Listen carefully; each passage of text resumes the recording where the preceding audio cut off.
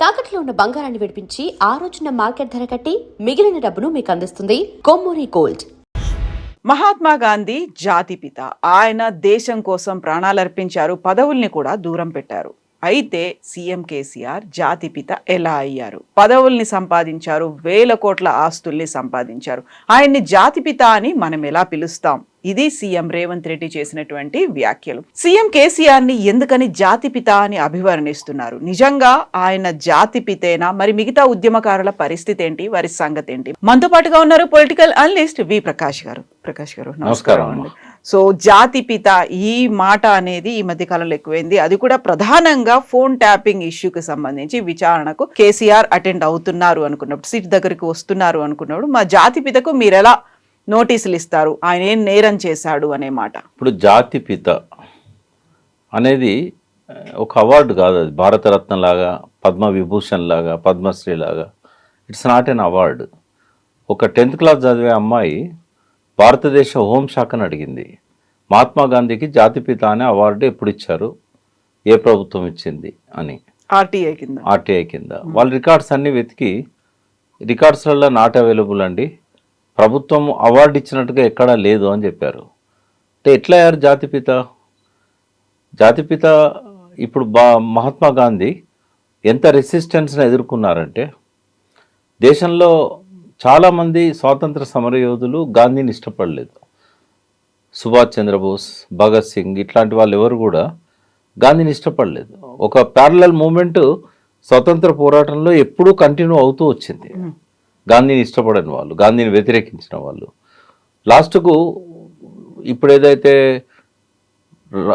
ఆర్ఎస్ఎస్కు అనుబంధంగా ఉండే సంస్థకు సంబంధించిన ఒక నాయకుడు నేరుగా తుపాకీ గురిపెట్టి ఆయన కాల్ చేశాడు.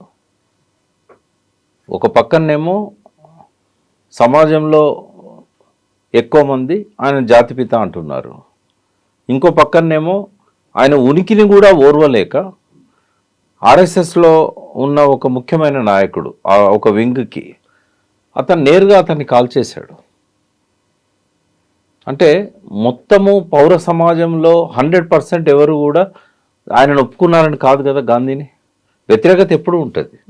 ఒక సెక్షన్ ఎప్పుడు అనుకూలంగా ఉంటారు, ఒక సెక్షన్ ఎప్పుడు వ్యతిరేకంగా ఉంటారు. అయినా కూడా ఆయన జాతిపితగా నిలబడ్డాడు. ఎందుకు అంటే వ్యతిరేకించే సెక్షన్ ఆయన చంపినా కూడా మెజారిటీ ప్రజలు ఆయనను జాతిపితగా అంగీకరించారు. గాంధీ తను ఎప్పుడని చెప్పాడు ఆయన రైటింగ్స్లో, నేను జాతిపితనని? లేదా నన్ను జాతిపితగా గౌరవించండి అని చెప్పాడా? జాతి ఆయనను ఒక పితలాగా, ఎందుకంటే 200 సంవత్సరాలు పోరాడినా సాధ్యం కాలేదు, గాంధీ చేతిలో విముక్తి అయిందనేది ఒక ప్రచారం జరిగింది. వాస్తవంగా గాంధీ కొంచెం ఇండెప్త్తో మనము స్వాతంత్ర పోరాటాన్ని చూసినట్టయితే తెలంగాణ సాధించడంలో కేసీఆర్ ఒక్కడే కాదు కదా, అందరి పాత్ర ఉంది కదా. ఎక్కడి నుంచి బీజేపీ దగ్గర నుంచి వాళ్ళందరికి సపోర్ట్ ఇస్తేనే కదా, కాంగ్రెస్ డెలివరీ చేస్తేనే కదా, అట్లనే అమరులు ప్రాణాలు అర్పిస్తేనే కదా. స్వాతంత్ర సమరయోధుడుగా గాంధీకి కూడా ఇటువంటివన్నీ ఉన్నాయి. సుభాష్ చంద్రబోస్ పోరాటం ఉంది, గుక్క తిప్పుకోలేకుండా సహాయ నిరాకరణ ఉద్యమం జరిగినప్పుడు బ్రిటిష్ వాళ్ళు ఇక్కడనే కాదు అన్ని దేశాల్లో కూడా 2వ ప్రపంచ యుద్ధానంతరం మనం బలహీనపడ్డాం, ఇంకా వీటన్నిటిని మన గుప్పిట్లో పెట్టుకుంటే లాభం లేదు. 2వ ప్రపంచ యుద్ధం కూడా ఇంపార్టెంట్ రోల్, అందులో కమ్యూనిస్టులది కూడా వాళ్ళ రోల్ వాళ్ళకు ఉంటుంది. అట్లే సైనిక తిరుగుబాటు, ఆజాద్ హింద్ ఫౌజ్ ఇవన్నీ కూడా ఉన్నాయి కదా. కాబట్టి గాంధీ ఒక్కడే స్వాతంత్రం తెచ్చాడని జాతిపిత ఇచ్చారా? అంటే ప్రజల మనస్సుల్లో కొంతమంది పట్ల ఒక చెరగని ముద్ర వేసిన నాయకులను వాళ్ళు ఏదో ఒక పేరుతో పిలుచుకుంటారు. జాతిపిత కాకపోతే గాడ్ అంటారు. అభ్యంతరం ఎందుకు? మద్రాసులో ఖుష్బుకు గుడి కట్టారు.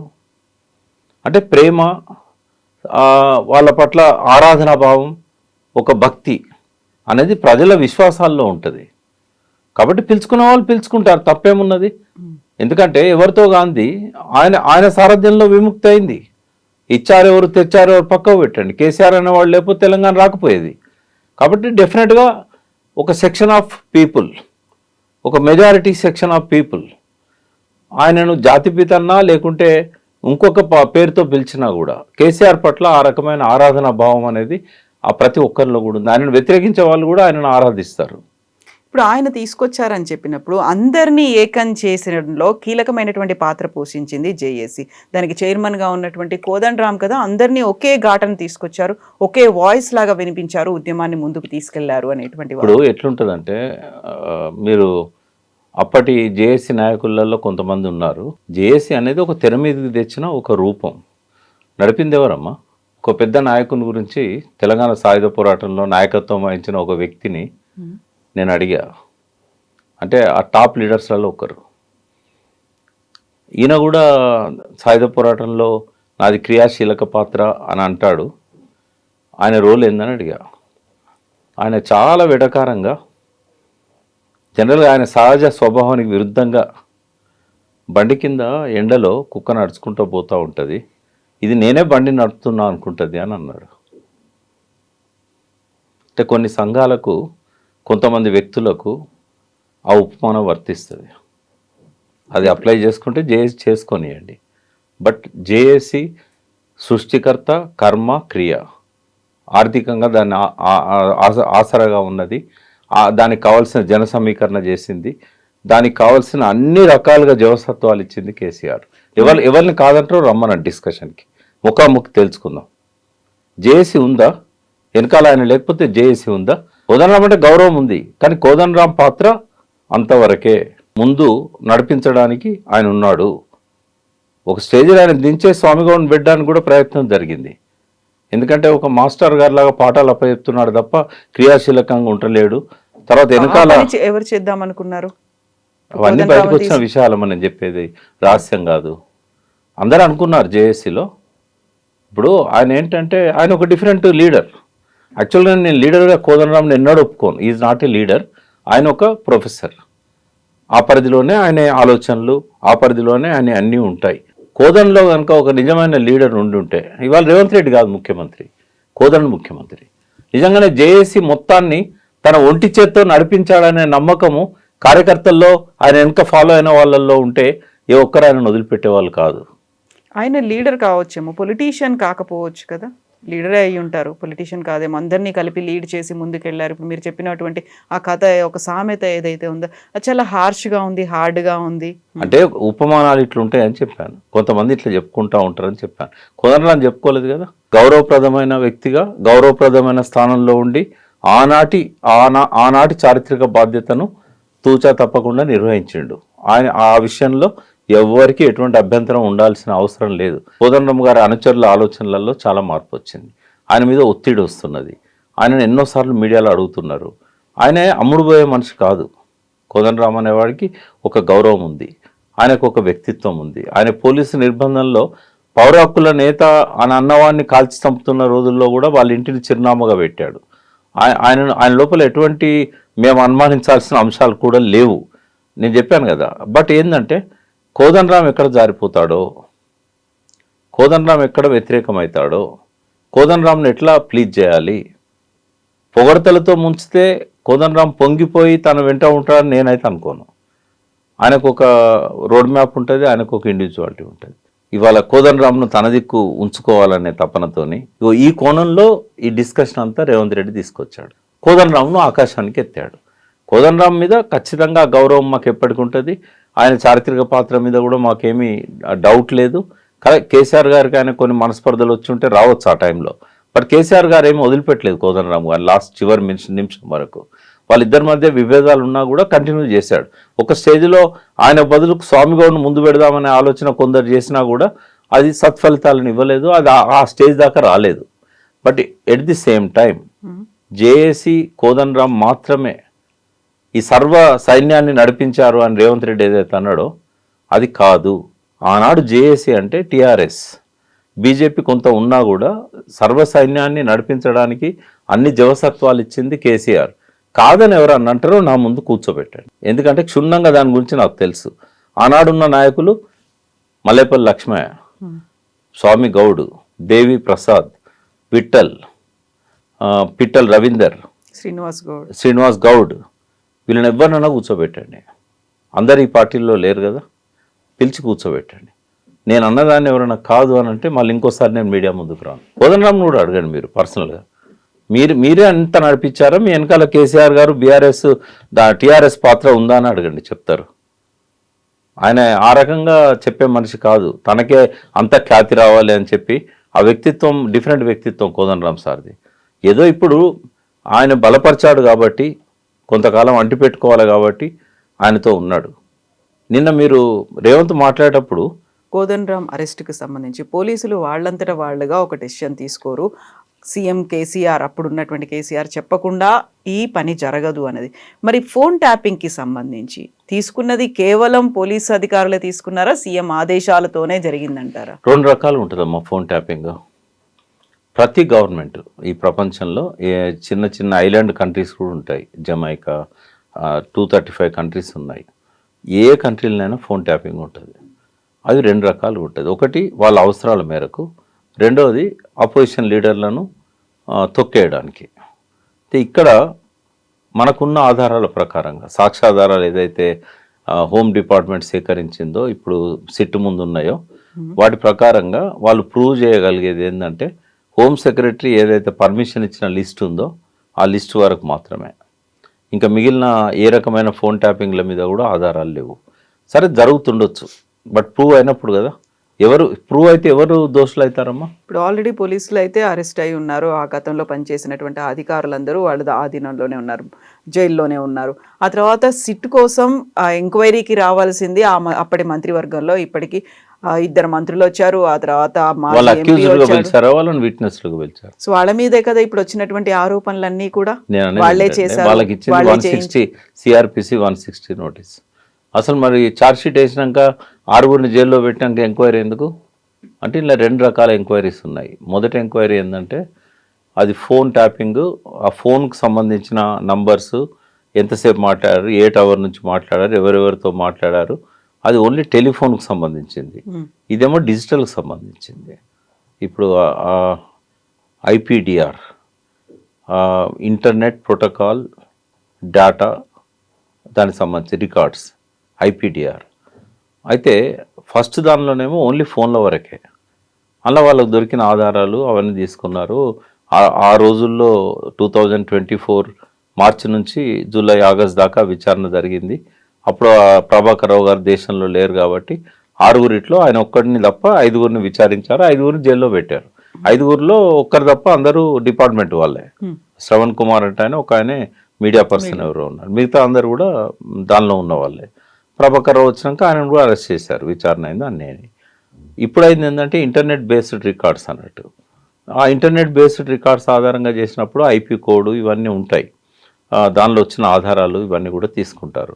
అయితే క్రాస్ చెక్ చేసుకోవడానికి వాళ్ళకు దొరికిన ఆధారాలు కరెక్టా కాదా, ఆధారాలు చెక్ చేసుకోవడం. మీరు సీఎంగా ఉన్నారు కాబట్టి మీకేమన్నా తెలుసా, మీరేమన్నా చెప్పారా, ఇది మీ కేసీఆర్ గారు 4 గోడల మధ్యలో వాళ్ళకి ఏం సమాధానం చెప్పిండో మనం ఊహించలేనంత వెర్రివాళ్ళం అమాయకులం కాదు కదా. ఆయన బహిరంగంగానే చెప్పాడు కదా ప్రెస్ మీట్లో, లాస్ట్ ఎలక్షన్స్ ముందు, ఎంపీ ఎలక్షన్ల ముందు ప్రెస్ మీట్లో ఓపెన్గానే చెప్పాడు కదా, తెలంగాణ భవన్లో ముఖ్యమంత్రికి ఏం సంబంధం ఉంటుంది అని చెప్పాడు. అదే చెప్తాడు, ఇంకేం చెప్తాడు. రెండవది ఆయనను ఎంక్వైరీ చేస్తా అన్నది దేనికోసం, 160 సిఆర్పిసి, అది విట్నెస్, అది సాక్షుల కిందకి వస్తుంది. అది అరెస్ట్ చేయడం ఎట్లా సాధ్యమైతే సాక్షిని. రెండవది కేసీఆర్ రానన్నాడా, ఎంక్వైరీకి రానన్నాడా కేసీఆర్?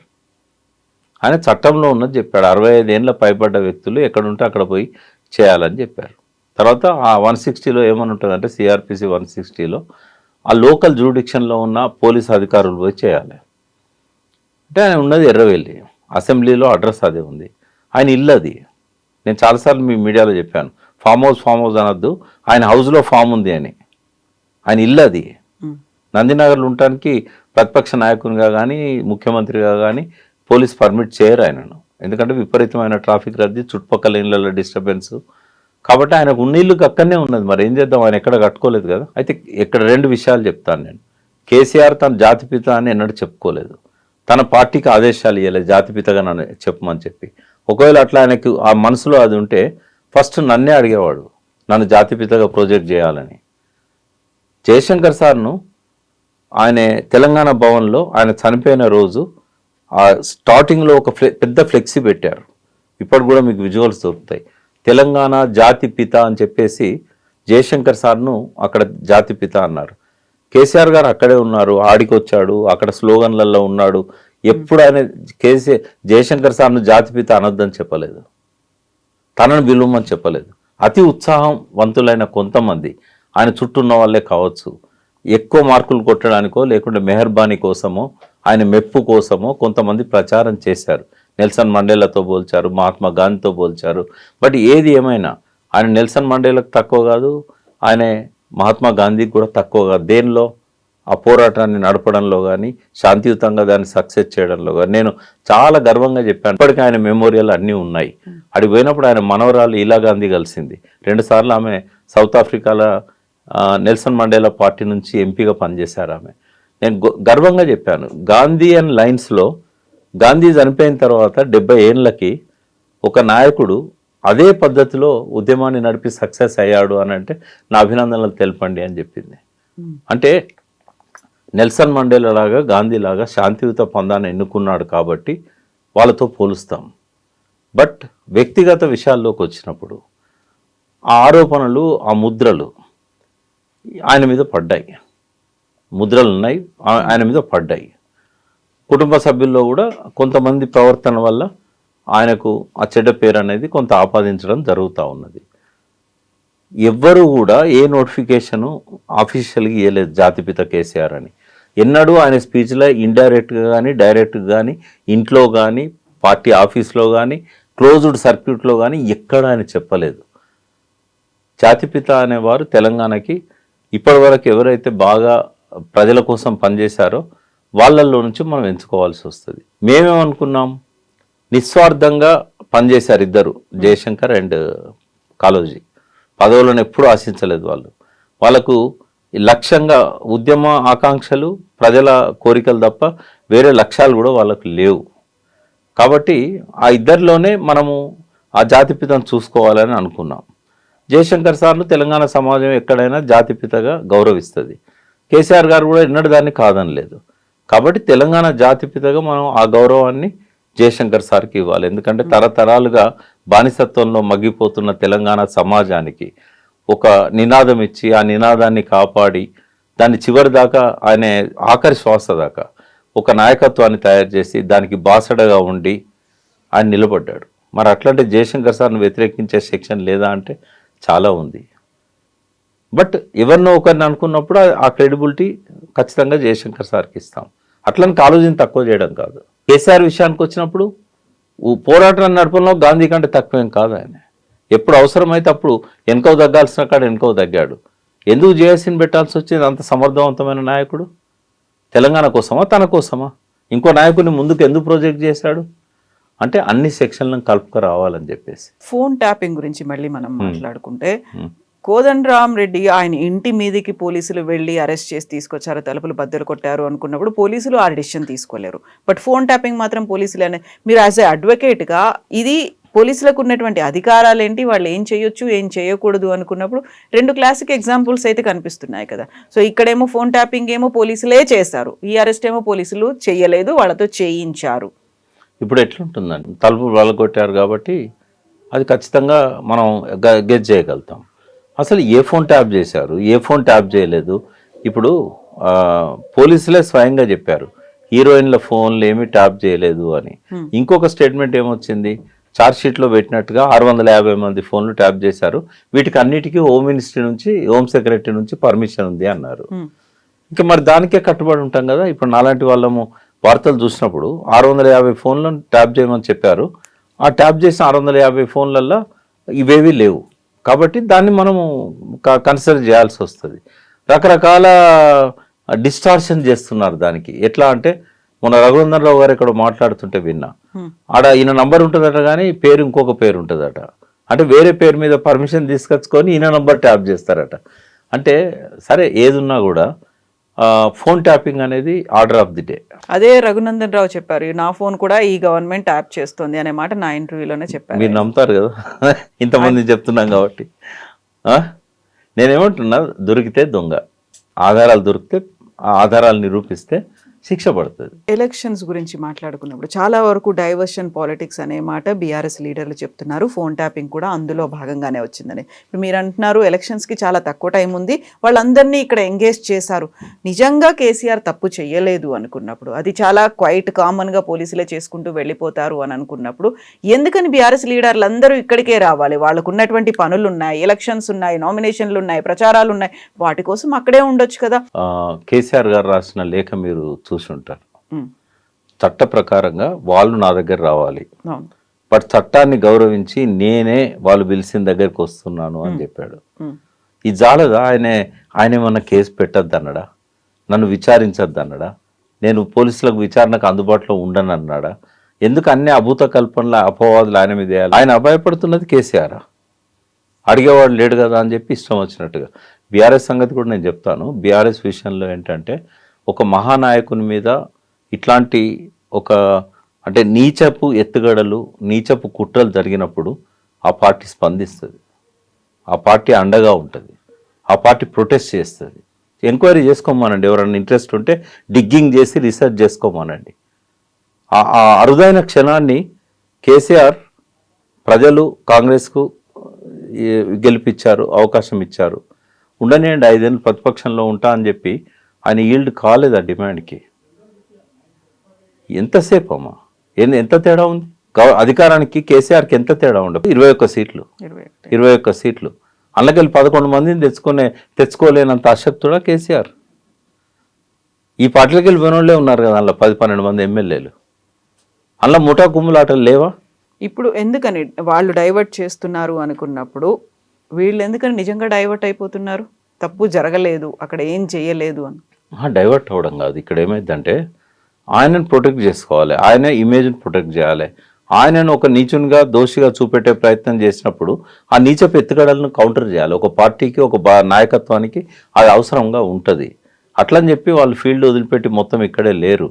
బట్ వాళ్ళ నియోజకవర్గాలలో వాళ్ళ ఇన్ఛార్జీలతోని వాళ్ళు అందుబాటులో ఉన్నారు, వాళ్ళు మాట్లాడుకుంటున్నారు. ఇవాళ బీఫామ్స్ లాస్ట్ ఇంకో గంట అయితే ఈ సమయానికి కూడా వాళ్ళంతా ఫీల్డ్ మీదనే ఉన్నారు. మీడియా అంతా ఆ రోజు ఎక్కడుందమ్మా? పత్రికలన్నీ ఎక్కడున్నాయి? తెల్లారు లేస్తే హెడ్డింగ్లన్నీ ఏంటి? చేసండి. Thank you so much. Thank you. And for more videos, please subscribe to iDream. Please subscribe to iDream. Please subscribe iDreams. And please subscribe to iDream. For more videos, subscribe to iDream. please like, share and subscribe to the channel. Congratulations, iDream. Subscribe to iDream. Subscribe to iDream. So subscribe to iDream Media. iDream ki iDream team andarki huge congratulations. Please subscribe iDream Media. Please subscribe to iDream. Subscribe iDream. Please subscribe to iDream. iDream అంటే నా కళల channel subscribe చేసుకున్న నోరు తిరుగుతలేదు, మీరైతే గంట గుర్తు కొట్టండి. For more such videos, please subscribe to iDream.